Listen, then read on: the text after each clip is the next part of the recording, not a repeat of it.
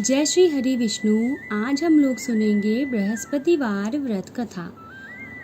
बृहस्पति भगवान से हमारी यही प्रार्थना है कि जो भी इस वीडियो को पूरा सुन रहा है, इस कथा को पूरा सुन रहा है, बृहस्पति भगवान उसकी सभी मनोकामना पूर्ण करें। प्राचीन काल में एक राजा राज्य करते थे। वे बड़े प्रतापी तथा दानी थे। वे प्रतिदिन मंदिर में दर्शन करते तथा गुरु ब्राह्मण की सेवा किया करते थे। उनके दरवाजे पर से कोई निराश नहीं जाता था।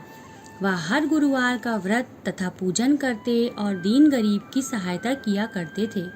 किंतु यह बातें उनकी रानी को अच्छी नहीं लगती थी। वह ना ही व्रत करती और ना ही किसी को एक पाई तक दान देती थी। हाँ, राजा से ऐसा करने को मना अवश्य करती थी। एक दिन की बात है, राजा शिकार खेलने जंगल में गए थे। घर पर रानी और उसकी दासी थी। उस समय देवगुरु बृहस्पति जी साधु का रूप धारण कर उस राजा के दरवाजे पर भिक्षा मांगने गए। तो रानी कहने लगी, हे साधु महाराज, मैं इस दान और पुण्य से बहुत तंग आ गई हूँ। मुझसे तो घर का ही कार्य समाप्त नहीं होता। इस काम के लिए तो मेरे पति देव ही बहुत हैं। आप इस प्रकार की कृपा करें कि यह सब धन आदि नष्ट हो जावे तथा मैं सुख से सो सकूं। साधु बोले, देवी, तुम बड़ी विचित्र हो। संतान धन से कोई दुखी नहीं होता है, इसको सभी चाहते हैं। पापी भी पुत्र एवं धन की इच्छा करता है। अगर आपके पास धन है तो भूखे मनुष्यों को भोजन एवं पानी की प्याऊ लगवाओ, ब्राह्मणों को दान दो, धर्मशाला, कुआं, तालाब, बावड़ी, बगीचा आदि का निर्माण कराओ, निर्धन मनुष्यों की कुंवारी कन्याओं का विवाह करवाओ और अनेकों यज्ञादि धर्म कार्य हैं। इस प्रकार के करने से तुम्हारा कुल और तुम्हारा नाम लोक प्रसिद्ध होकर अंत में स्वर्ग की प्राप्ति होगी। किंतु वह रानी इन बातों से खुश न हुई। वह बोली, महाराज, मुझे ऐसे धन की आवश्यकता नहीं है जिसका मैं और अन्य मनुष्यों को दान दूं तथा जिसको रखने उठाने में मेरा सब समय बर्बाद हो। साधु ने कहा, हे देवी, यदि तुम्हारी ऐसी ही इच्छा है तो मैं तुम्हें जैसे कहता हूँ वैसा ही करो। बृहस्पतिवार के दिन घर को पोतकर अपने सिर के बालों को धोते हुए स्नान करना, राजा से कहना हजामत बनवाए, भोजन में मांस मदिरा आदि खावे, कपड़े धोबी को धुलावे को दे। इस प्रकार 7 गुरुवार तक ही तुम्हारा सब धन नष्ट हो जाएगा। ऐसा कह साधु चले गए। रानी ने साधु के बताए वचन के अनुसार वैसा ही किया और 3 बृहस्पतिवार बीतते ही उनका संपूर्ण धन नष्ट हो गया। भोजन के लिए वे दोनों समय भूखे तरसने लगे और संसार के सभी रोगों से घिर गए। तब राजा ने रानी से कहा कि तुम यहीं पर रहो, मैं दूसरे देश को जाता हूँ, क्योंकि यहाँ पर मुझे सभी जानते हैं, इसलिए कोई भी कार्य नहीं कर सकता। ऐसा कह राजा परदेश चला गया। वहाँ जंगल से लकड़ी काट शहर में बेचकर जीवन व्यतीत करने लगा। इधर राजा के घर पर रानी और दासी भारी दुखी हो गई। वे किसी दिन बिना भोजन के ही जल पीकर रह जाती थी। एक बार जब रानी और दासी को 7 रोज बिना भोजन के व्यतीत हो गए, तब रानी ने अपनी दासी से कहा, हे दासी, यहाँ पास के नगर में मेरी बहन रहती है। वह बड़ी धनवान है। तू उसके पास जा और 5 सेर बेझर मांग के ले आ, जिससे कुछ समय के लिए गुजारा हो जावे। रानी की आज्ञा मानकर दासी उसकी बहन के पास गई। रानी की बहन उस समय पूजा कर रही थी। उस रोज बृहस्पतिवार का दिन था। जब दासी ने रानी की बहन को देखा तो वह उससे बोली, हे रानी, मुझे तुम्हारी बहन ने भेजा है, अतः मेरे लिए 5 सेर बेझर दे दो। दासी के अनेक बार कहने पर भी रानी ने कुछ उत्तर न दिया, क्योंकि वह उस समय बृहस्पतिवार के व्रत की कथा सुन रही थी। जब दासी को उत्तर नहीं मिला तो वह बहुत दुखी हुई तथा क्रोध भी आया और लौटकर अपने गांव में रानी के पास आकर बोली, हे रानी, तुम्हारी बहन छोटे मनुष्यों से बात नहीं करती। जब मैंने उससे बार बार कहा तो भी उसने किसी प्रकार का उत्तर नहीं दिया। मैं लौटकर चली आई। रानी बोली, हे दासी, उसमें उसका कोई दोष नहीं है। जब बुरे दिन आते हैं तो कोई सहारा नहीं देता। अच्छे और बुरे का पता आपत्ति काल में ही लगता है। जैसी ईश्वर की इच्छा होगी वैसा ही होगा। यह सब हमारे भाग्य का दोष है। उधर उस रानी ने देखा कि मेरी बहन की दासी आई थी, पर मैं उससे नहीं बोली। इससे वह बहुत दुखी हुई होगी। यह सोचकर कथा को सुन भगवान का पूजन समाप्त करके वह अपनी बहन के घर चली गई। वहाँ अपनी बहन से कहने लगी कि हे बहन, मैं बृहस्पतिवार का व्रत कर रही थी। तुम्हारी दासी गई थी, परंतु जब तक कथा होती है बहन, तब तक ना तो उठते हैं और ना ही बोलते हैं, इसलिए मैं ना बोली। कहो दासी, क्यों गई थी? रानी बोली, बहन, हमारे यहाँ खाना नहीं था, इसलिए मैंने दासी को तुम्हारे पास 5 सेर बेझर लेने को भेजी थी। रानी बोली, देखो, बृहस्पतिवार भगवान सबकी मनोकामना पूर्ण करते हैं। देखो, शायद तुम्हारे घर में नाज रखा हो। इस प्रकार बहन के वचन जब रानी ने सुने तो वह घर के अंदर गई और वहाँ उसे एक घड़ा बेझर का भरा मिल गया। अब तो रानी और दासी बहुत ही प्रसन्न हुई। तब दासी कहने लगी, हे रानी, देखो, वैसे हमको जब भोजन नहीं मिलता तो हम रोज ही व्रत करते हैं। अगर इनसे व्रत की विधि और कथा पूछ ली जावे तो हम भी व्रत करें। तब उस रानी ने अपनी बहन से पूछा, हे बहन, बृहस्पतिवार के व्रत की कहानी क्या है और यह व्रत कैसे करना चाहिए? तब उसने कहा, हे बहन, गुरु के व्रत में चना की दाल, गुड़, मुनक्का से विष्णु भगवान का केले की जड़ में पूजन करें तथा दीपक जलावें, पीला भोजन करें, कथा सुने। ऐसा करने से गुरु भगवान प्रसन्न हो अन्न धन पुत्र परिवार देते हैं और सभी मनोकामना को पूर्ण करते हैं। तब रानी और दासी दोनों ने निश्चय किया कि हम भी बृहस्पति भगवान का पूजन अवश्य करेंगे। 7 रोज बाद जब बृहस्पतिवार आया तो उन्होंने व्रत रखा। दासी गुड़साल में जाकर चना व गुड़ बीन लाई और उसकी दाल से केले की जड़ के सहित विष्णु भगवान का पूजन किया। किंतु पीला भोजन कहाँ से आवे, ऐसा विचार कर बड़ी दुखी हुई। किंतु उनके व्रत से गुरु भगवान प्रसन्न हो 2 थालों में सुंदर पीला भोजन लेकर आए हैं और दासी को देखकर बोले, हे दासी, यह तुम्हारे और रानी के लिए भोजन है, तुम दोनों इसी भोजन को करना। दासी भोजन को पाकर बड़ी प्रसन्न होकर रानी से बोली, रानी जी, भोजन कर लो। रानी को इस विषय में कुछ पता नहीं था, इसलिए वह बोली, अरे दासी, तू ही भोजन कर, क्योंकि तू हमारी व्यर्थ में हंसी उड़ाती है। दासी बोली, एक महात्मा भोजन दे गए हैं। रानी कहने लगी, वह भोजन तेरे लिए ही दे गए हैं, तू ही भोजन कर ले। दासी ने कहा, वह महात्मा हम दोनों को 2 थालों में भोजन दे गए हैं, इसलिए हम और तुम दोनों साथ साथ भोजन करेंगी। इस प्रकार रानी और दासी दोनों ने गुरु भगवान को नमस्कार करके भोजन किया। अब तो हर बृहस्पतिवार को गुरु भगवान का व्रत और विष्णु भगवान की पूजा करने लगी। बृहस्पति भगवान की कृपा से रानी और दासी के पास काफी धन हो गया। रानी फिर उसी प्रकार आलस्य करने लगी। तब दासी बोली, देखो रानी, तुम पहले भी इसी प्रकार आलस्य किया करती थी। तुम्हें धन के रखने उठाने में कष्ट होता था, इस कारण सभी धन नष्ट हो गया। अब गुरु भगवान की कृपा से पुनः धन प्राप्त हुआ है, तो फिर तुम्हें आलस्य होता है। बड़ी मुसीबतों के बाद हमने यह धन पाया है, इसलिए हमें दान पुण्य करना, भूखे मनुष्यों को भोजन करवाना, प्याऊ लगवाना, ब्राह्मणों को दान देना, कुआं, तालाब, बावड़ी आदि का निर्माण करवाना, मंदिर पाठशाला बनाकर दान देना चाहिए। कुंवारी कन्याओं का विवाह करवाकर धन को अच्छे और धर्म के कार्यों में खर्च करो, जिससे तुम्हारा और तुम्हारे कुल का यश फैलकर तुम्हें स्वर्ग प्राप्त होगा तथा तुम्हारे पितर भी प्रसन्न होंगे। रानी ने इस प्रकार के सभी कार्य करने आरंभ कर दिए, जिससे उसका काफी यश फैलने लगा। इधर राजा परदेश में जाकर दुखी रहने लगा।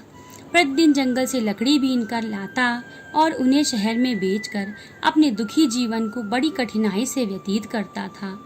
एक दिन राजा दुखी होकर अपनी पुरानी बातों को याद करके रोने लगा। तब उस जंगल में से बृहस्पति देव एक साधु का रूप धारण कर आए और राजा के पास आकर बोले, हे लकड़हारे, तुम इस सुनसान जंगल में किस चिंता में बैठे हो, मुझको बतलाओ। यह सुनकर राजा नेत्रों में पानी भर लाया और साधु की वंदना करके बोला, हे प्रभु, आप सब कुछ जानने वाले हो। इतना कह साधु को अपनी संपूर्ण कथा बतला दी। महात्मा स्वभाव से ही दयालु होते हैं। वे बोले, हे राजा, तुम्हारी स्त्री ने बृहस्पति देव का अपराध किया था, जिस कारण तुम्हारी यह दशा हुई।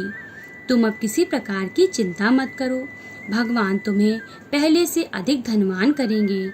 देखो, तुम्हारी स्त्री ने गुरुवार का व्रत आरंभ कर दिया है और तुम मेरा कहा मानकर बृहस्पतिवार को व्रत करके चना की दाल और गुड़ जल के लोटे में डालकर केले का पूजन कर कथा सुनो। भगवान तुम्हारी सब मनोकामनाओं को पूर्ण करेंगे। साधु को प्रसन्न देखकर राजा बोले, हे प्रभु, मुझे लकड़ी बेचकर इतना पैसा नहीं मिलता जिससे भोजन करने के उपरांत मैं कुछ बचा सकूं। मैंने रात्रि के स्वप्न में अपनी रानी को व्याकुल देखा है। मेरे पास कुछ भी नहीं है जिससे मैं उसकी खबर मंगा सकूं, और फिर मैं कौन सी कथा सुनूं, यह मुझको कुछ भी मालूम नहीं है। साधु ने कहा, हे राजा, तुम किसी बात की चिंता मत करो। बृहस्पतिवार के दिन रोजाना की तरह लकड़ियां लेकर शहर जाओ। तुमको उस दिन और रोज से दुगना धन प्राप्त होगा, जिससे तुम भली प्रकार भोजन कर बृहस्पति देव की पूजा का सामान भी ला सकोगे। बृहस्पतिवार की कथा इस प्रकार से है। प्राचीन काल में एक बहुत ही निर्धन ब्राह्मण था। उसके कोई भी संतान नहीं थी। उसकी स्त्री बहुत ही मलिनता के साथ रहती थी। वह न रोज स्नान करती, न ही किसी देवता का पूजन करती।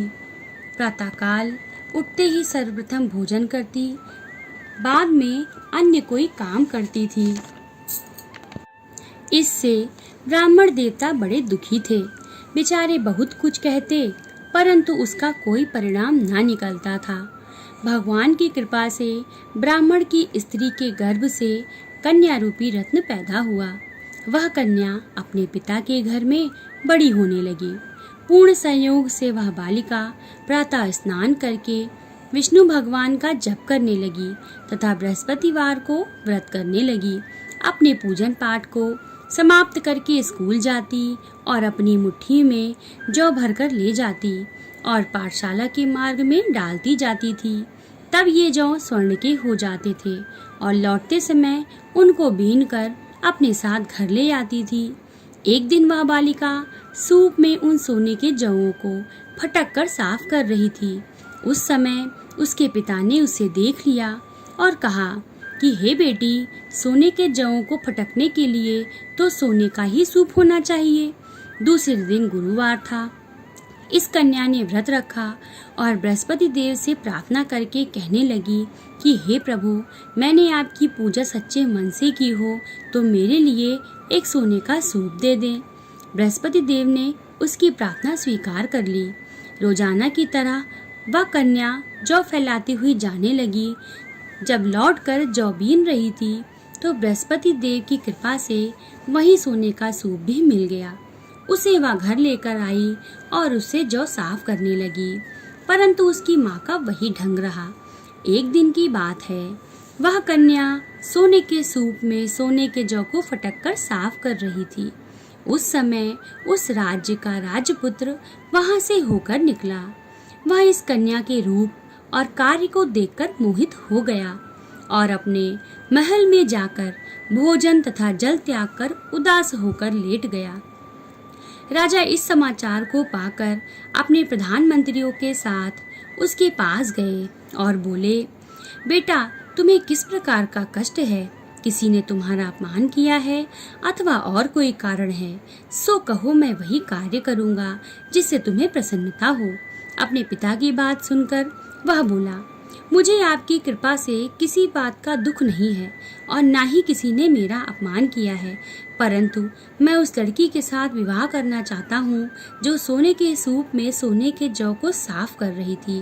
राजा यह सुनकर आश्चर्य में पड़ गया और बोला, हे बेटा, इस प्रकार की कन्या का पता तुम ही लगाओ, मैं उसके साथ तेरा विवाह अवश्य कर दूंगा। राजकुमार ने राजा को उस लड़की के घर का पता बतला दिया। तब मंत्री उस लड़की के घर गए और ब्राह्मण को राजा का कहा सभी हाल बतलाया। ब्राह्मण देवता राजकुमार के साथ अपनी कन्या का विवाह करने के लिए तैयार हो गया और विधि विधान के अनुसार ब्राह्मण की कन्या का विवाह राजकुमार के साथ हो गया। कन्या के घर से जाते ही पहले की भांति उस ब्राह्मण देवता के घर में गरीबी का निवास हो गया। अब भोजन के लिए भी अन्न बड़ी मुश्किल से प्राप्त होने लगा। एक दिन बहुत दुखी होकर ब्राह्मण देवता अपनी पुत्री के पास गए। बेटी ने पिता को दुखी अवस्था में देखा और उनसे अपनी माँ का कुशल हाल पूछा। तब ब्राह्मण ने अपना सभी हाल कहा। कन्या ने बहुत सा धन देकर अपने पिता को विदा किया। इस प्रकार उस ब्राह्मण का कुछ समय सुखपूर्वक व्यतीत हुआ, किंतु कुछ दिन बाद फिर वही हाल हो गया। ब्राह्मण फिर अपनी कन्या के यहाँ गया और सभी हाल कहा।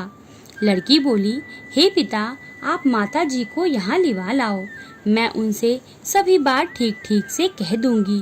पुत्री की सलाह मानकर वह ब्राह्मण देवता अपनी स्त्री को लेकर वहां पहुँचे तो पुत्री अपनी माँ को समझाने लगी कि हे माँ, तुम प्रातःकाल उठा करो, प्रथम स्नान आदि करके विष्णु भगवान का पूजन किया करो तो सब दरिद्रता नष्ट हो जाएगी। परंतु उसकी माँ ने एक भी बात न मानी और प्रातःकाल उठकर अपनी पुत्री के बच्चों को जूठन उठाकर खा लेती और जब पुत्री पूजन आदि के लिए कहती तो वह कह देती कि मैंने तो खाना खा लिया है। एक दिन यह सुनकर उसकी पुत्री को बहुत गुस्सा आया और एक रात उसे कोठरी में से सारा सामान निकालकर उस ब्राह्मणी को उसमें बंद कर दिया। प्रातःकाल होते ही उसमें से उसे निकाला और स्नान आदि करा के पाठ करवाया तो उस ब्राह्मणी की बुद्धि ठीक हो गई। फिर तो पूजन तथा हर बृहस्पतिवार को व्रत करने लगी। अब तो व्रत के प्रभाव से ब्राह्मणी बहुत धनवान व पुत्रवान हो गई और अंत में वह स्वर्ग के लिए गई तथा वह ब्राह्मण भी सुख भोग कर स्वर्ग को चला गया। इस प्रकार कथा कहकर साधु देवता वहां से लोप हो गए। धीरे धीरे समय व्यतीत होने पर बृहस्पतिवार का दिन आया। राजा जंगल से लकड़ी काट कर बेचने गया तो उसे उस दिन से और अधिक पैसा मिला। राजा ने चना गुड़ आदि लाकर गुरुवार का व्रत किया। उस दिन से उसकी सभी कठिनाइयाँ दूर होने लगी।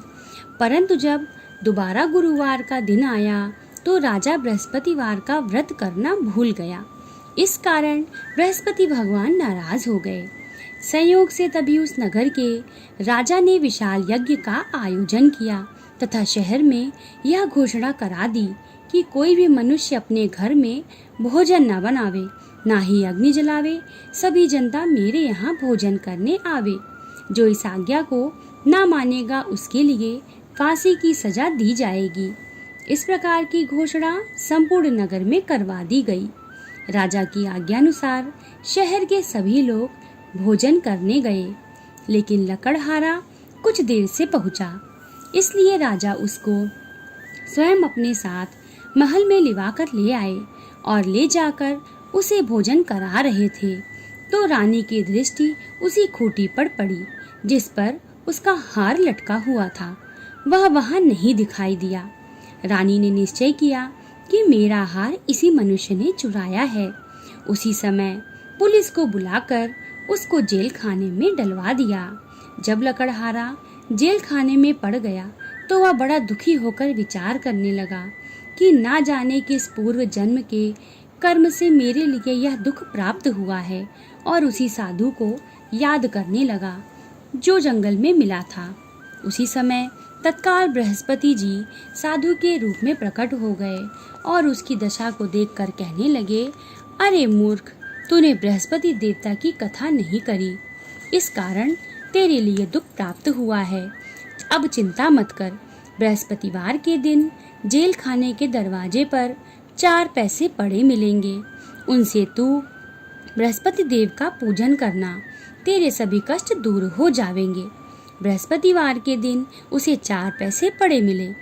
राजा ने कथा की तो उसी रात्रि को बृहस्पति देव ने उस नगर के राजा को स्वप्न में कहा, हे राजा, तुमने जिस आदमी को जेल खाने में बंद कर दिया है वह निर्दोष है, उसे छोड़ दो।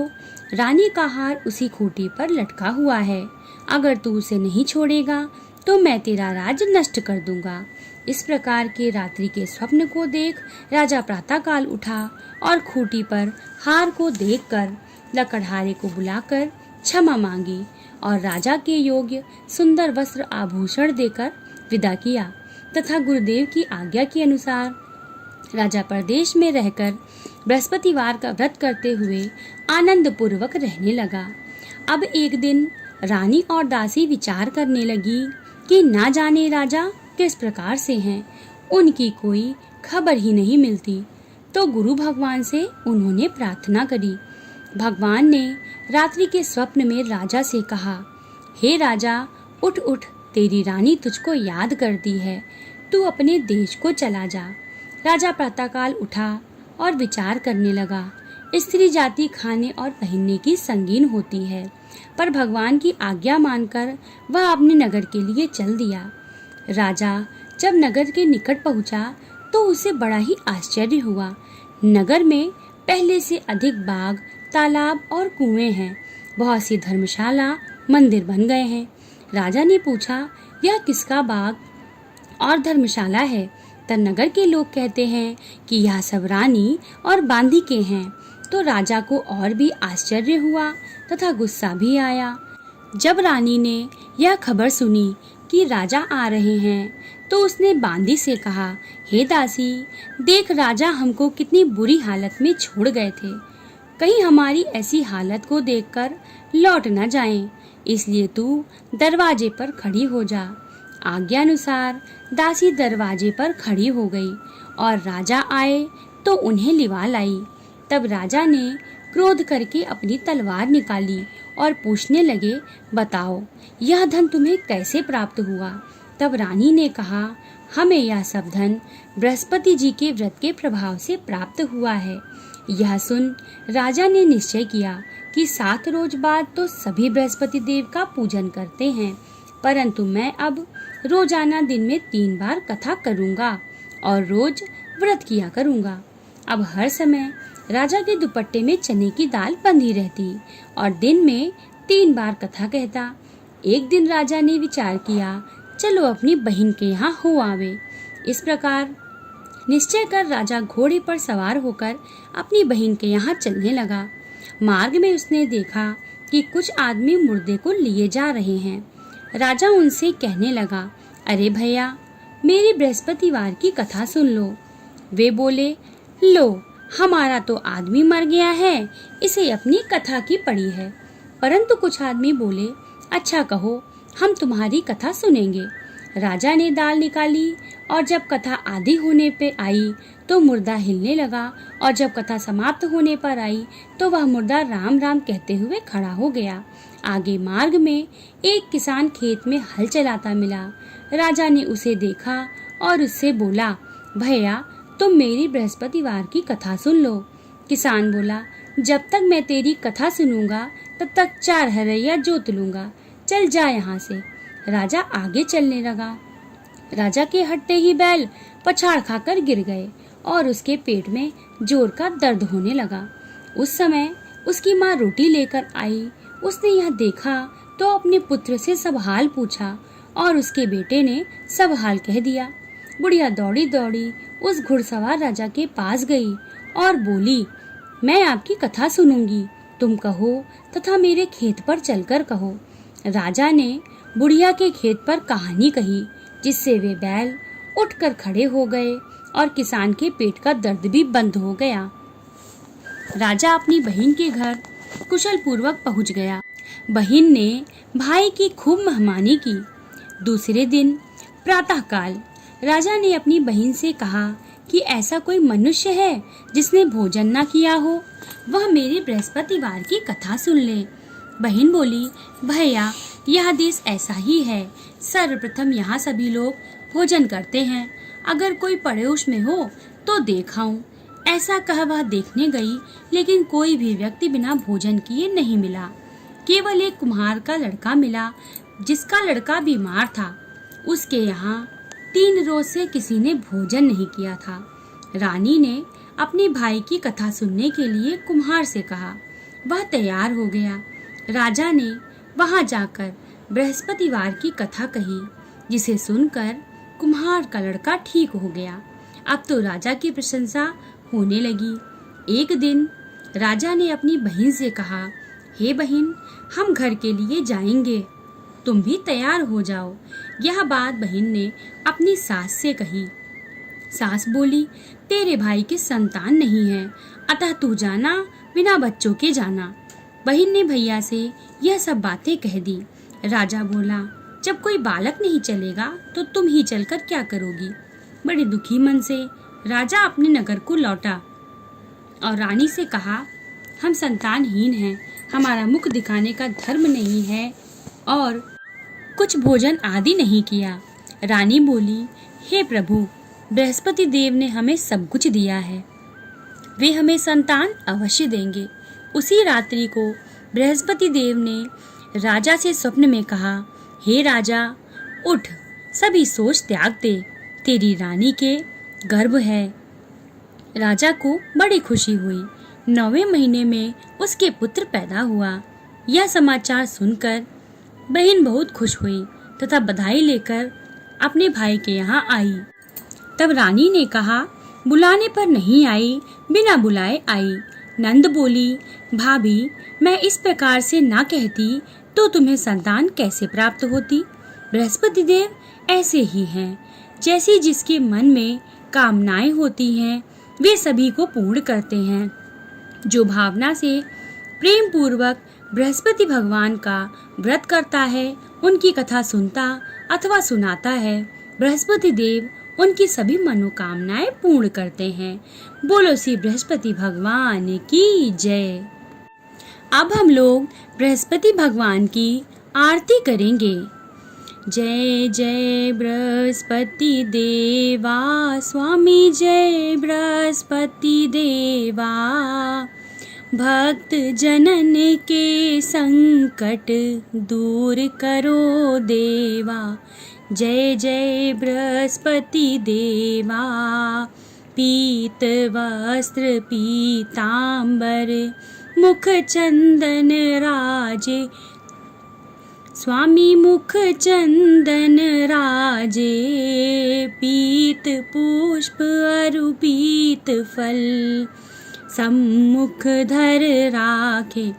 ओम जय बृहस्पति देवा, धूप दीप नैवेद्य भक्ति से अर्पण है तुमको, स्वामी अर्पण है तुमको, और कछु नहीं मोह पे अर्पण करूँ तुमको। जय जय बृहस्पति देवा, मैं मूर्ख अज्ञानी जानू नहीं पूजा तेरी, स्वामी जानू नहीं पूजा तेरी, जो कोई त्रुटि रही प्रभु क्षमा करो मेरी। जय जय बृहस्पति देवा, शरण पड़ा चरणों में, निर्धन दास तेरा, स्वामी निर्धन दास तेरा, और कछु नहीं चाहूं बस उद्धार करो मेरा। जय जय बृहस्पति देवा, बृहस्पति जी की आरती जो कोई जन गावे, स्वामी जो कोई जन गावे, दुख दारिद्र दलन हो, सुख संपत्ति पावे। जय जय बृहस्पति देवा, मोह पतित दीन पर प्रभु जी अब कृपा कीजिए।